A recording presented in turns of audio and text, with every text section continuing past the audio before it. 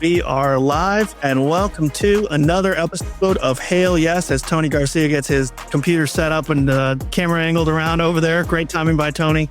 We have another episode of Michigan basketball podcast and football, of course, as well. Joined by, as I previously mentioned, Tony Garcia, coming off a crazy rivalry game at Crisler Center on Sunday. We just had to hit it, record here on Monday, get right into it because, man, the level of basketball in that game.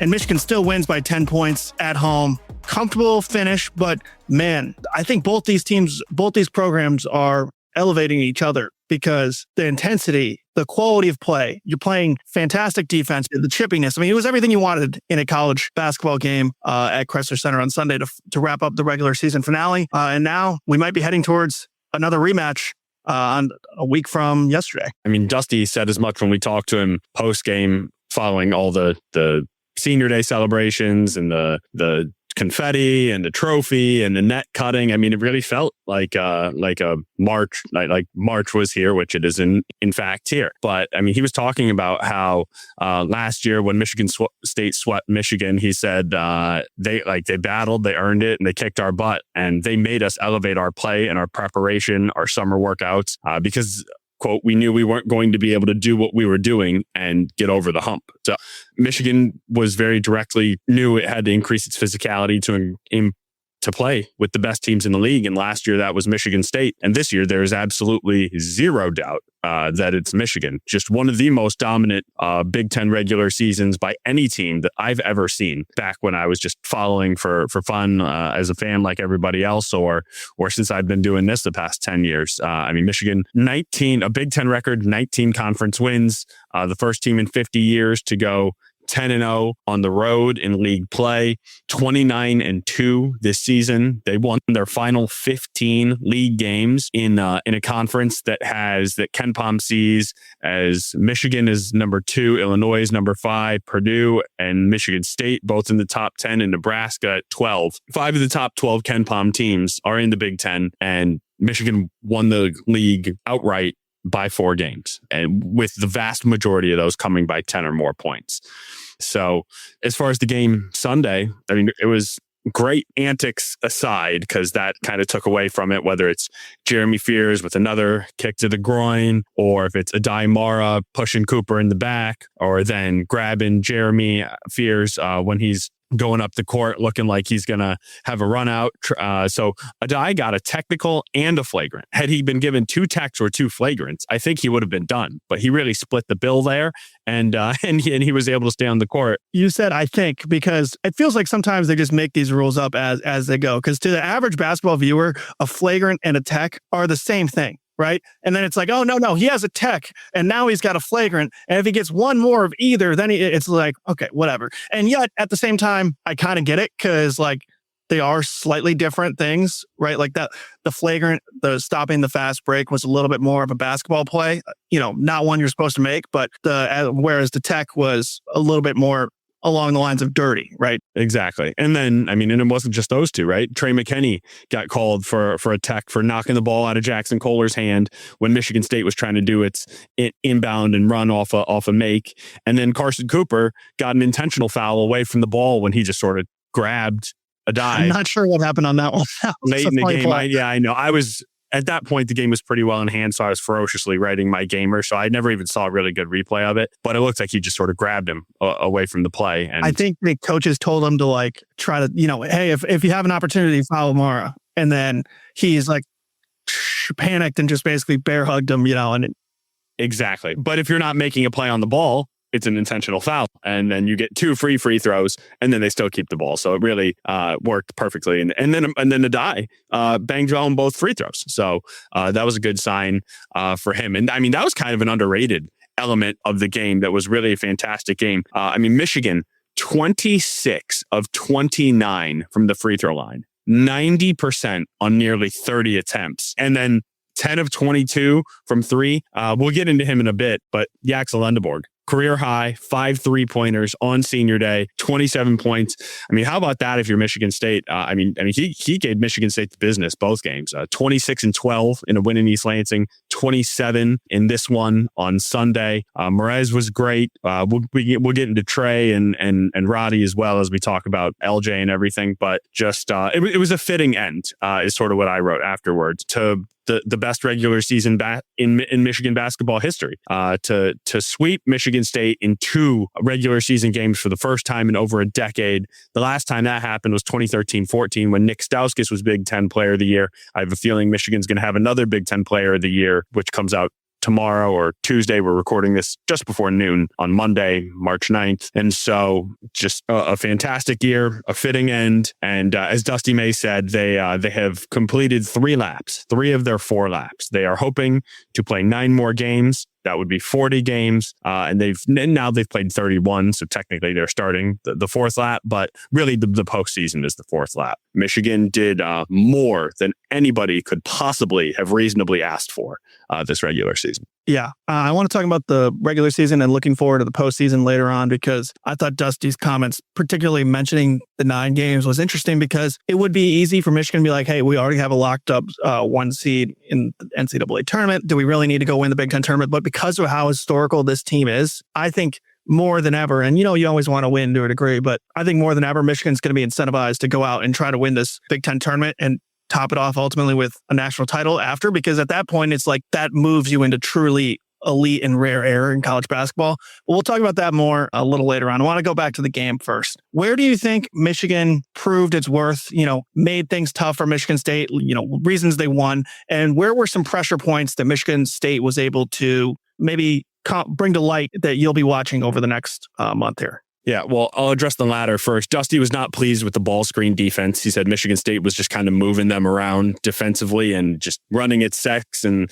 Michigan was not, the phrase he likes to use is pushing Michigan State off their spot. Michigan was not pushing Michigan State off its spot as much as it would like. And so Michigan State had, until there was about a 4-minute blip in the second half where Michigan State went cold and Michigan ripped off the deciding 11-0 run that State couldn't come back from. Other than that, this was back and forth all game long. And so the ball screen defense was not great. That Michigan State is going to run. They're going to push it in transition, off makes, off misses. And I guess Michigan State only had 11 fast break points. Michigan State won that 11-7. It kind of felt like more than that, to be honest. I'm wondering how they were scoring those, because there were times in the broadcast, which you obviously wouldn't have heard, where they were ripping into Michigan's transition defense pretty good. Like it was at times, it seemed like a lack of focus. Right. And because there was one time they highlighted that Yaxel hit an impressive 3, like another shot. He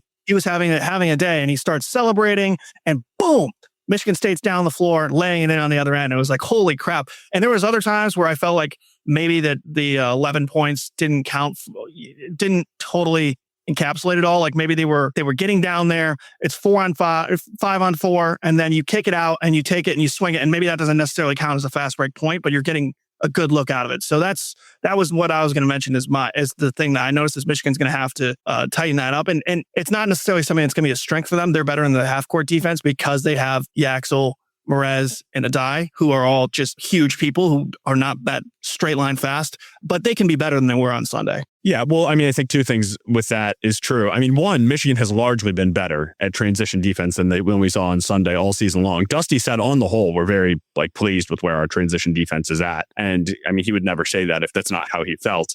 And then also, Michigan State runs more off makes and misses than any team in the country. I think Michigan State led the Big Ten by about 3 points in transition buckets this year. Michigan was second. So both these teams like to run. But if it's one of the things that's in your DNA for 30 years, you just do it better and with a little more fervor than others. And so, yeah, it's something they'll need to account for. But also, most teams don't want to get into it. You don't want to get into a track meet with Michigan, right? The more possessions, the more Michigan's going to use its dominance on both ends of the court. And it's more room for error for them. So if they're not playing well, it's better to not be playing well and have 100 possessions where eventually you can figure it out. You're not going to have 100 possessions, but you get my point, versus 60 possessions. And then it's like, wow, each one of these counts for 1.5 what they normally do because there's just fewer opportunities. So some things I really like. from the game, or was encouraged by, I should say, was Trey McKinney and Roddy Gale Jr. Michigan has been, this is their second game without LJ Kaysen, who tore his ACL. And Dusty just said, he just told us, confirmed today, that LJ is going to be out next year as well. He will be redshirting the 26-27 season because Dusty, they still need the swelling in the knee to go down.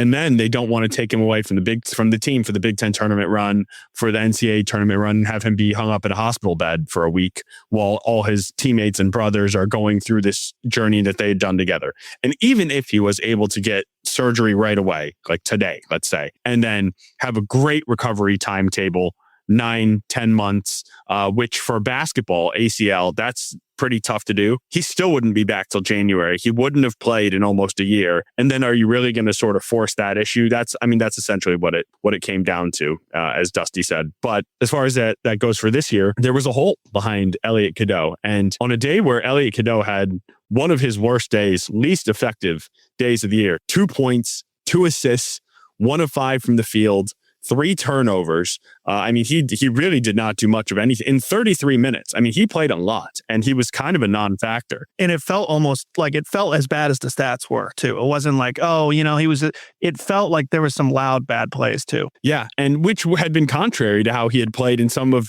their other biggest games. Like in that first game in East Lansing, he had, I think, 17-7, 17-6, something like that, and made 3 huge plays down the stretch. He was kind of the difference in that one in East Lansing, and then he outplayed Braden Smith head to head in Purdue from start to finish.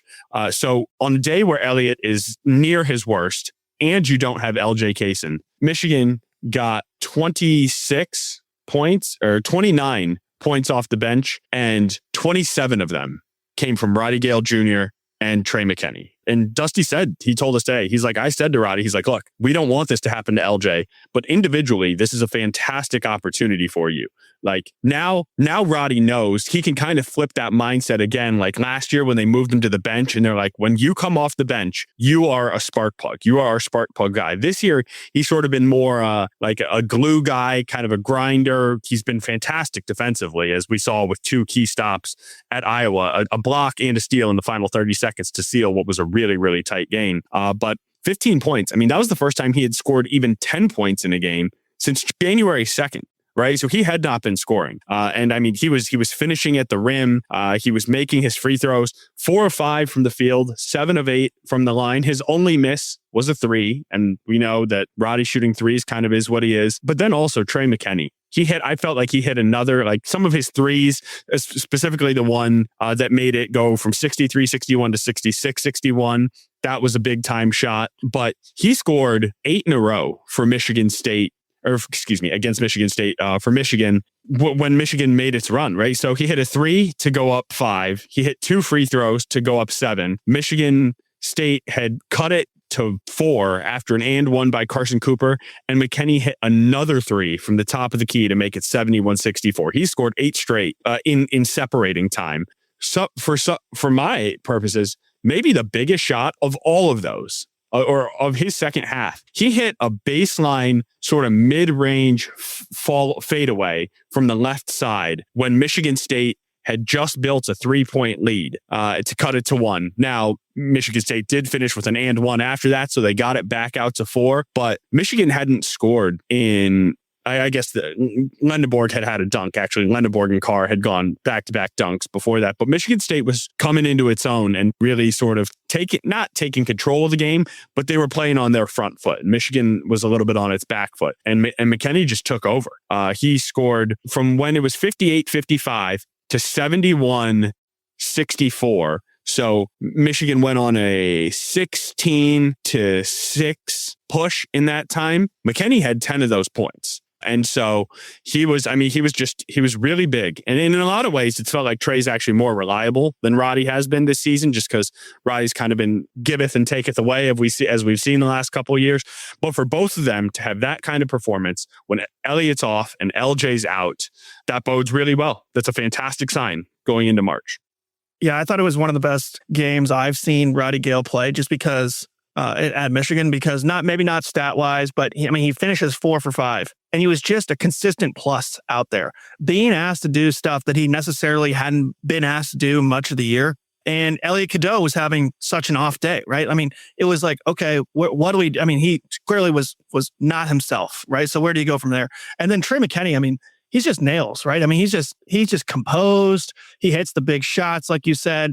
He looks like he has the confidence and swagger to belong out there. And Michigan's had the luxury of kind of bringing him along slowly this whole year. And now when the time comes, he's in a great spot mentally to take over a role because injuries happen. And again, to a credit to Dusty's roster building, to have a guy like Roddy Gale stay in the fold after what can pretty much only be described as a frustrating year, I think last year individually, where he really shot the ball badly and was probably expecting to be one of the main contributors offensively. He kind of got his role moved a couple times. Sometimes he was in the starting lineup. Sometimes he was, after all that, you're able to keep that guy in the fold. And now in your greatest regular season of all time, he is playing a huge role down the stretch again. So I think that was impressive to keep Roddy in the fold like that and keep him mentally engaged as much as they did. No, I mean, I think what you said is totally true. And the plus minus does not always tell the story in these games, but Roddy Gale was team best plus 17 in the 28 minutes he was on the court. Adai Mara was plus 16, and the only other player who was in double figures where Michigan was double figures better than Michigan State was Yaxel with 11, plus 11. So Roddy was big time. Trey was big time, and I think it's probably time to move it on to some Yaxel conversation. Yeah, it's been overdue. You're right. Because as I've mentioned on the podcast before, like when the game ends, I'm tying up headlines and doing a lot of stuff editorially. And it's always like, you couldn't ignore Yaxel's impact on this game, right? And he ends up being in the headline for your game story, right? He just single-handedly he hits 8 of 12 shots, 27 points. And it's like, yeah, I mean, best player in the game, right? And in a game where Jackson Kohler finished 10 of 13 for 23 points, and Jeremy Fears had 22 points, and the game basically fell apart for Michigan State when he came out for 2 minutes or not even 2 minutes, like a minute and a half in the second half. And yet Yaxel is still the best player in this game because he just impacted winning in all these different ways. And when he shoots like that, it's just such a cherry on top. I mean, it's almost impossible to beat Michigan like that because, look, you get a terrible game from Adai Mara. He did play well down the last few minutes, but foul trouble wasn't himself. Cadeau, terrible game, worst game I've seen him play at Michigan maybe. And yet you still find a way to win comfortably because Yaxel was that good. Yeah, exactly. And I mean, I go back to late in the first half when Morez is on the bench in foul trouble, Adai's on the bench in foul trouble, and they move Yaxel to the 5. Cheddar's playing some 4. He skies for a rebound like immediately when he knows that he's like the only size on the court. He gets it. And then the final 2, Michigan State is up 4, I think it was, in the closing minute of the first half. It was 41-37. And I would say he crosses over Cohen Carr. It looks like he slipped. But either way, Cohen Carr ends up on his butt.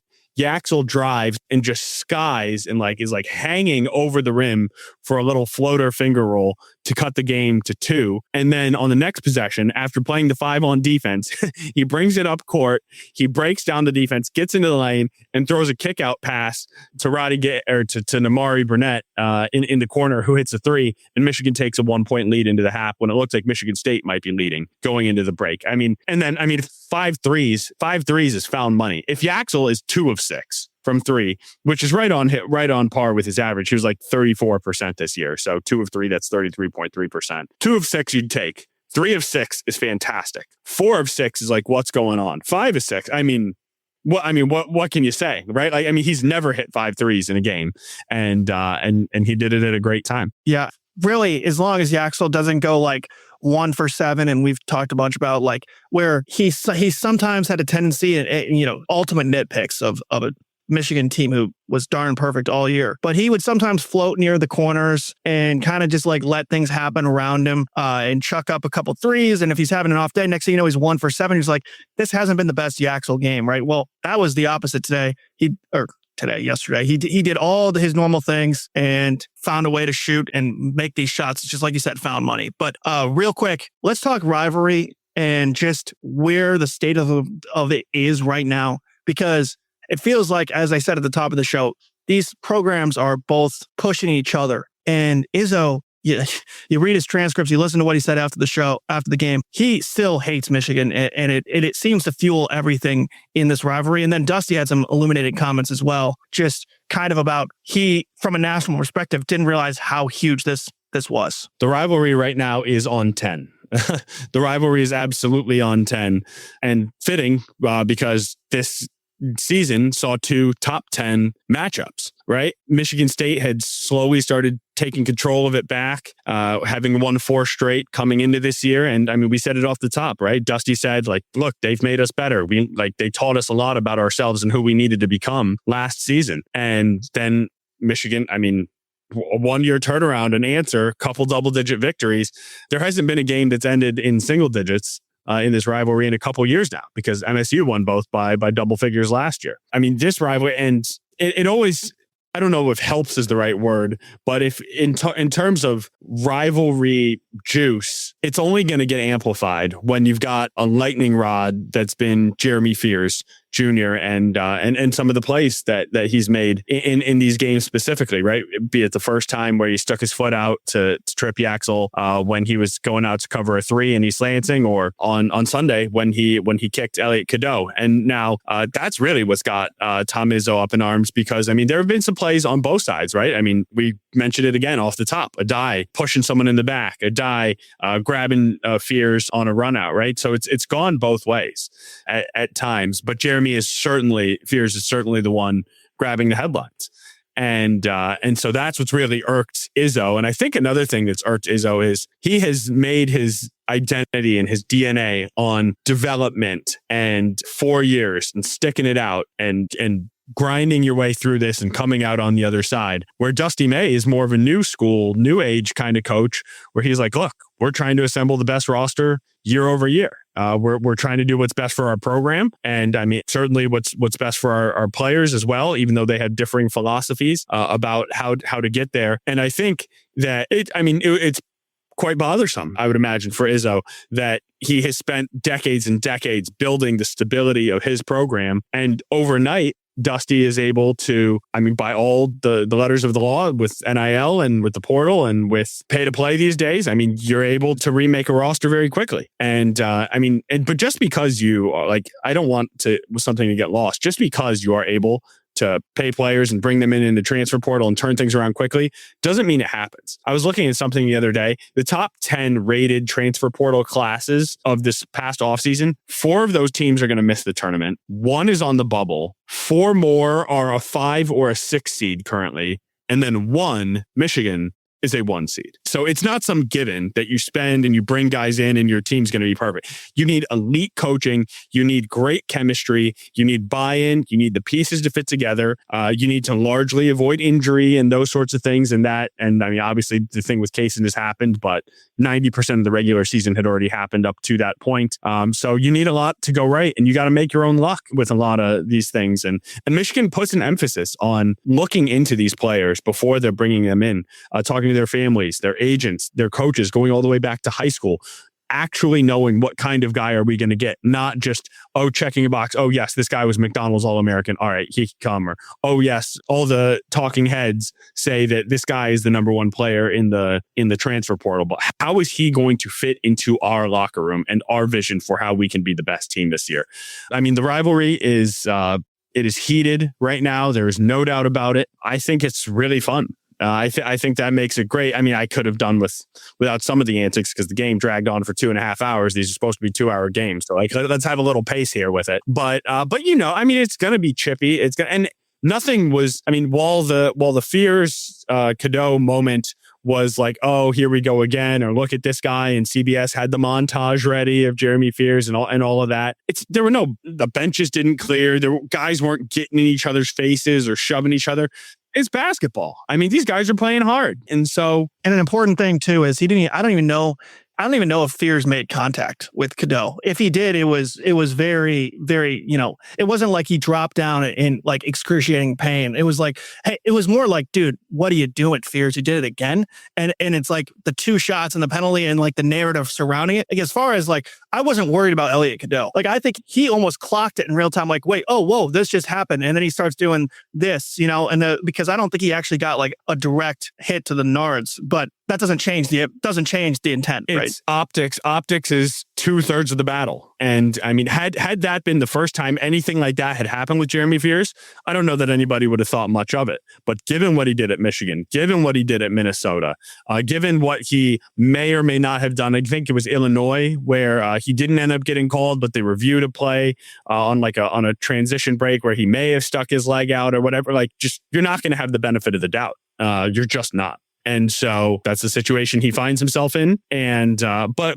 like I say, I mean, I think it was a great game. Dusty says he thinks this rivalry is great for the sport, and he said he pushed back, like he does not think it's toxic right now. Now, I don't think Dusty and Tom like each other, but not everybody has to like each other. And so I think it was a ton of fun. It was great. It was a great basketball game to end the regular season. One of these teams is going to be a 1 seed. The other is going to be a 2 seed, and that's fitting. Michigan is a better basketball team than Michigan State this year. They both earned the spot they got. And put it this way, I mean, Michigan won its outright Big Ten championship essentially against Michigan State.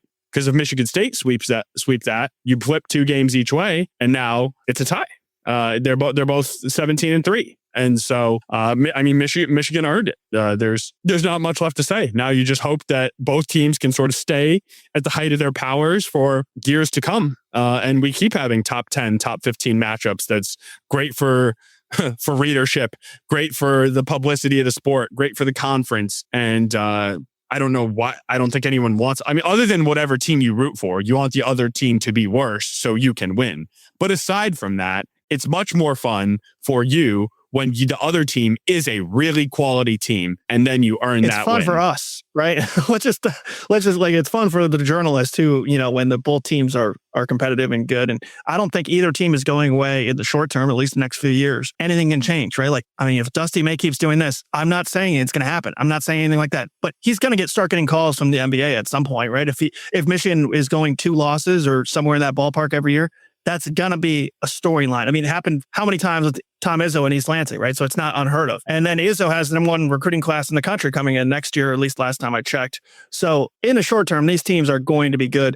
Long term, who knows? Tom Izzo is in his 70s, right? So like, it can't go on forever. But there's just the contrasting styles. Like, styles make fights. Like, I think Izzo associates himself with Brad Underwood, Mick Cronin of the worlds, right? Like, kind of the old school kind of guys. He's friends with those guys. And Dusty took Adai off UCLA and took, Morez Johnson off Illinois, right? Like, he did it in the right way. He did it fair. He did within the rules.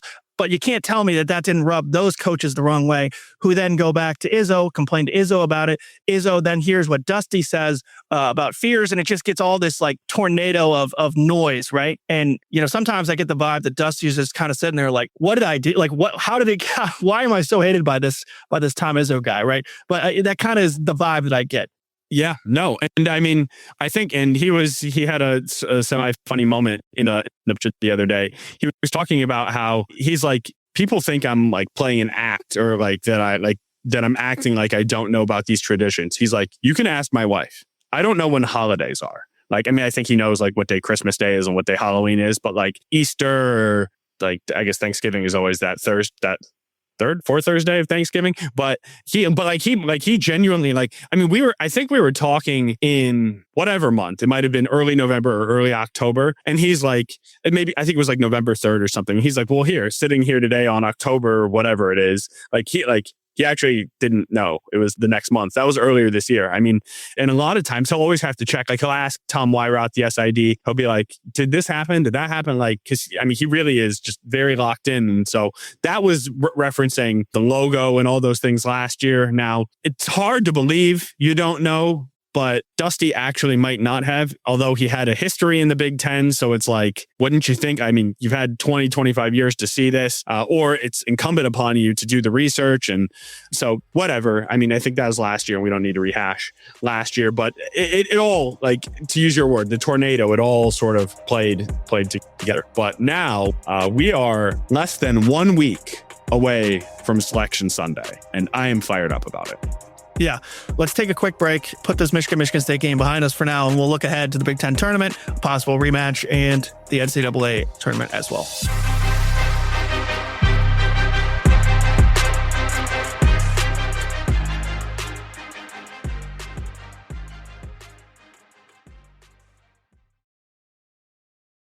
All right, we're sticking here on the live. No break on the live because we don't need to take a little ad break. So extra bonus for watching us here on Twitter, YouTube, and Facebook. So thanks for listening if you made it this far. Of course, ask your questions too. If you have some strong takes on Dusty and Izzo in that whole dynamic, please fire the questions at us. We'll love to react in real time. But in the meantime, while we wait for some questions, how seriously do you think Michigan takes this Big Ten tournament? I already said earlier that I think they take it pretty seriously.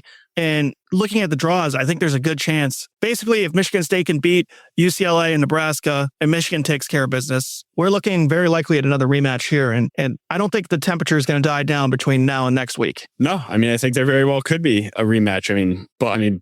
I guess technically Michigan State is the 3 seed, so maybe you'd say Nebraska as the 2 is favored to come out of there. But I would like Michigan State's chances against Nebraska.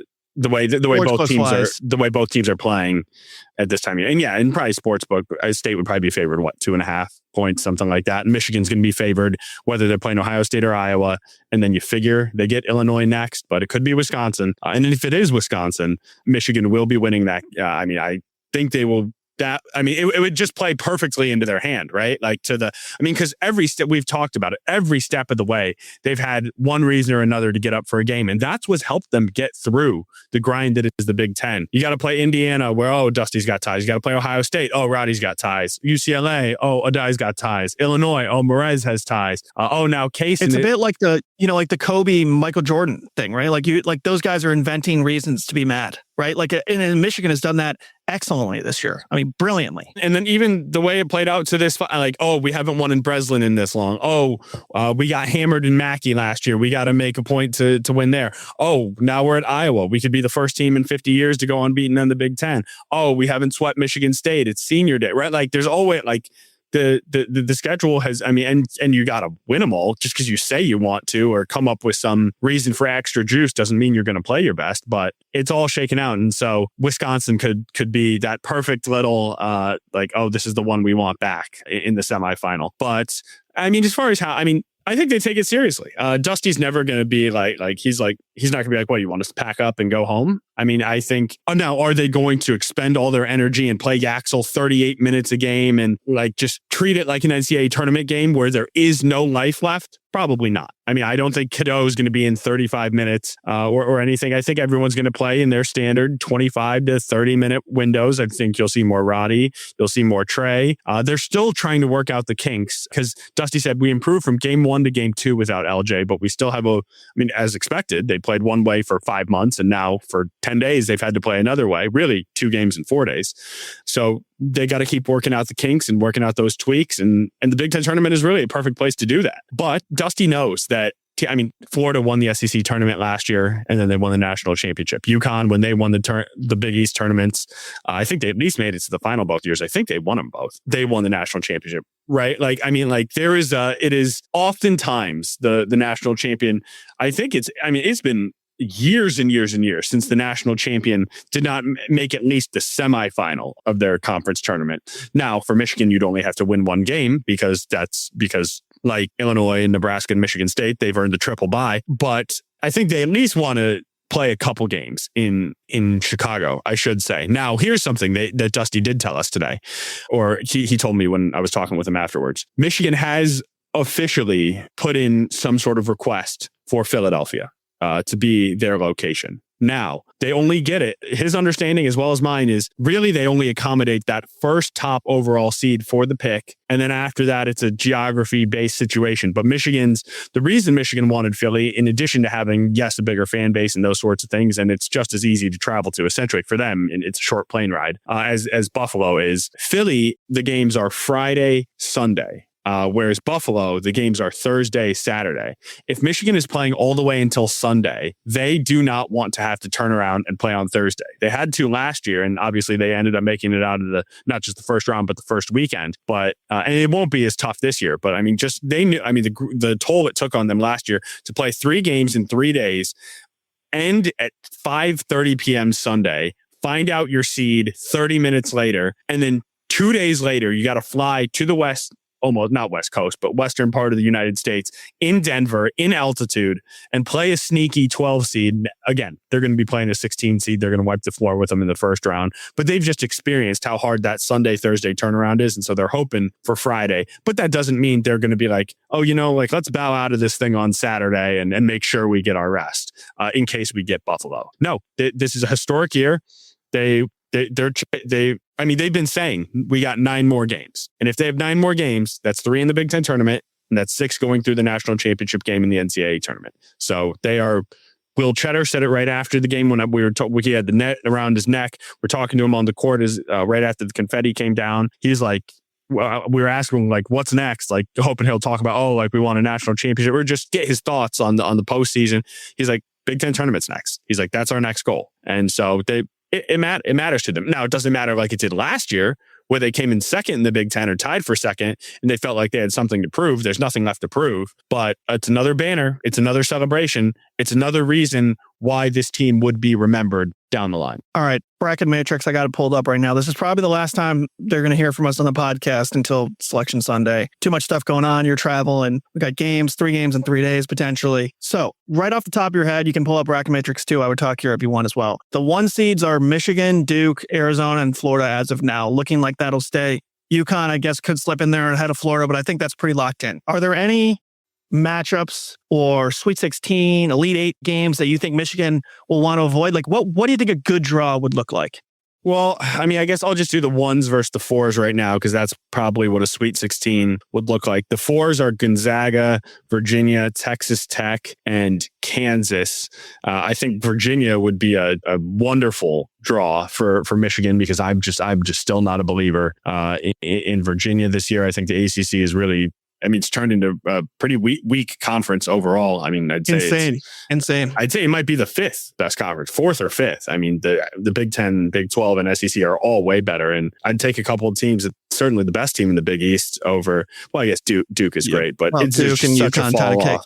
Yeah, there's just such a fall off after Duke, as there is after UConn in the Big East. But I think Kansas is just not the draw you want. I mean, I still think Michigan would beat Kansas. I think they'd have a great chance. But it's just, that's a really talented team. Anytime you've got, they've won big games without Darren Peterson, right? Like beating Arizona. I think they beat Houston. They might have had him in that game, but just really big time players all over the court. Bill Self knows what he's doing. Like, Kansas has a ton of player of pedigree Peterson's caliber too, right? Like, it's a little scary. Like, he could go off for 40. That's the point. And all of a sudden you're on the ropes, right? Yeah, he's not going to be holding back in the like the big knock on him has been is he really hurt, or in March. He's going to go for it in March. And he's that's just 1 month closer to the draft. So who knows? I know. Yeah, you don't want to get hurt now.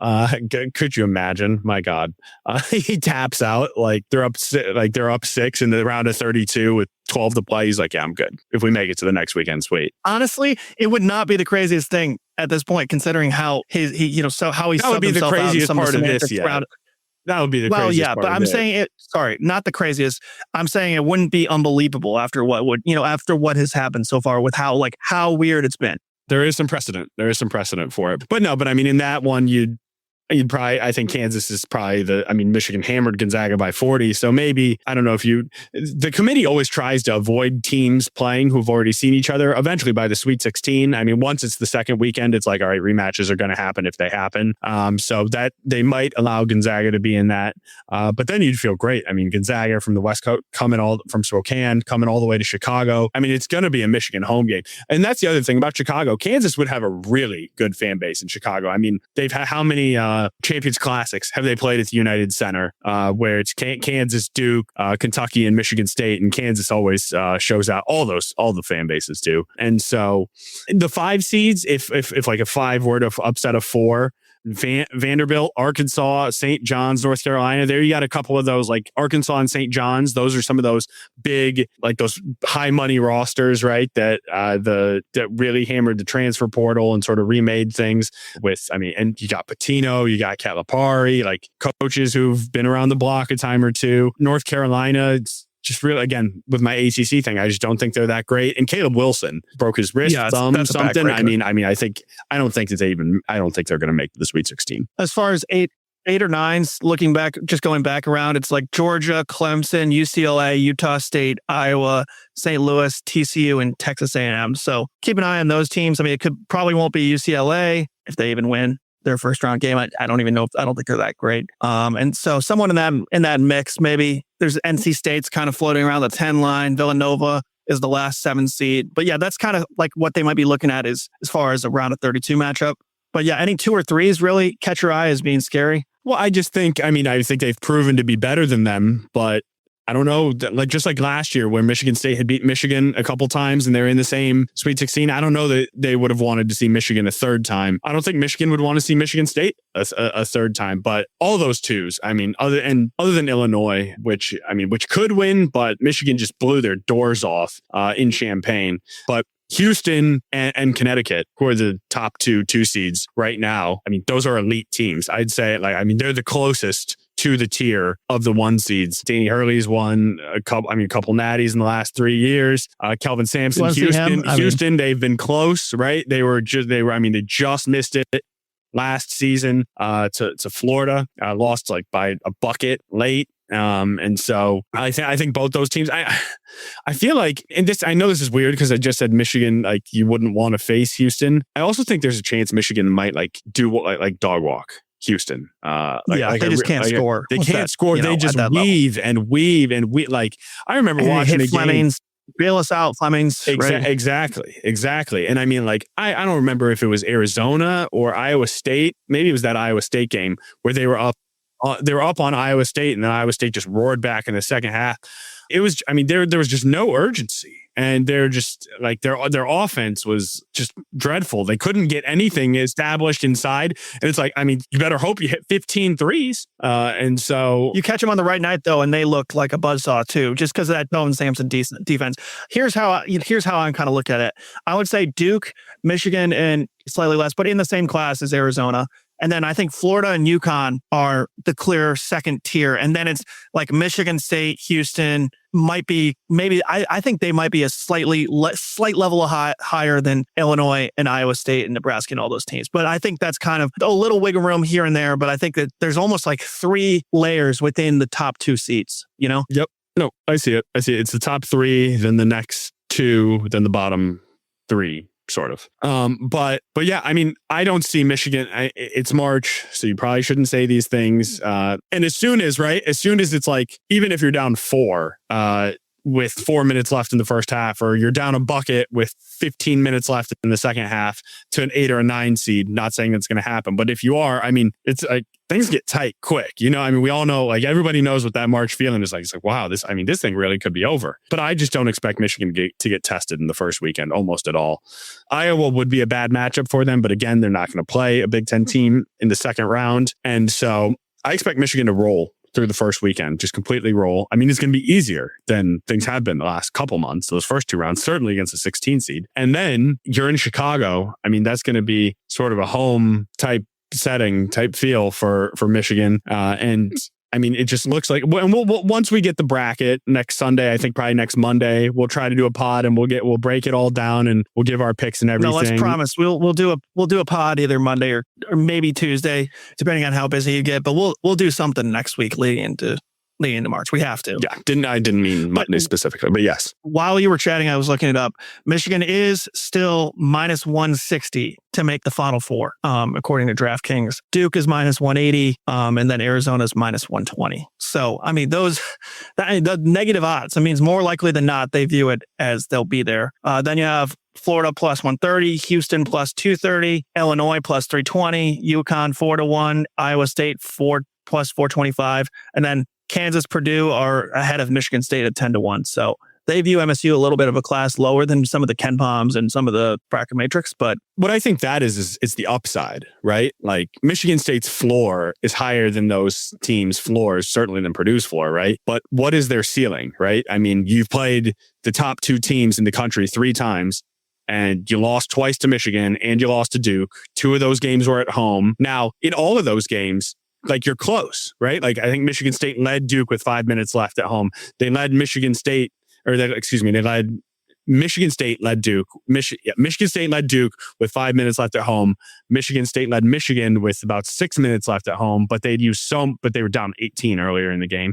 And they were up 4 in the second half in this one, but and within 3 at the under 4 timeout, like a 1 possession game that can go either way. Like you think Michigan's going to win, but much, much crazier things have happened. But if time and time again, you keep not pulling those out, like you can sort of beat that second tier of teams. Illinois, you beat. Purdue, you beat. Nebraska, you lost to, but that was Nebraska's Super Bowl at that time in the year when that happened, and they were playing some of their best ball. So, it just feels like like Michigan State feels like a Sweet 16. If they lost in the Sweet 16, that would be disappointing. If they lost in the Elite 8, that's probably right around when you think it happens, right? You see one of those 1 seeds, it's tight, but you just don't have enough answers. And so, but if they're able to get to the Elite 8 and you've bet them at plus 1,100 or whatever to get there, there's plenty of room for a hedge to just bet the other side on that one. So I think at plus 1,100, that's actually pretty interesting. I would probably really.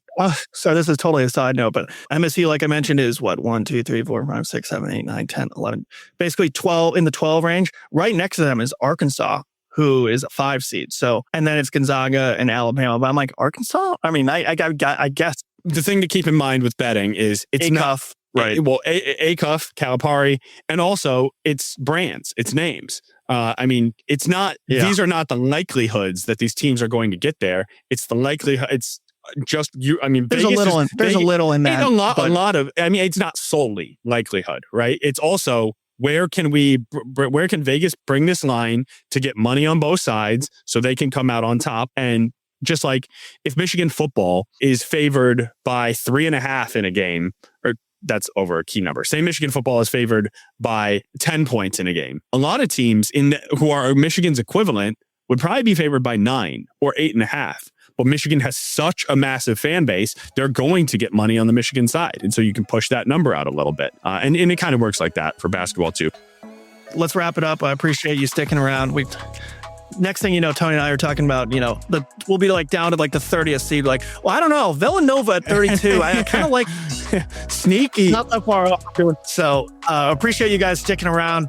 Check out the podcast on our podcast feeds, Apple, Spotify. If you missed the start and you want to hear us talk a little bit more about the actual game. Thank you to Robin Chan for setting up the live, for being the producer on the show, making it all happen. Thank you to our acting sports editor, Ryan Ford, and of course, Nicole Avery Nichols, our editor-in-chief, who makes it all possible. So thank you for that, and we'll catch you guys soon.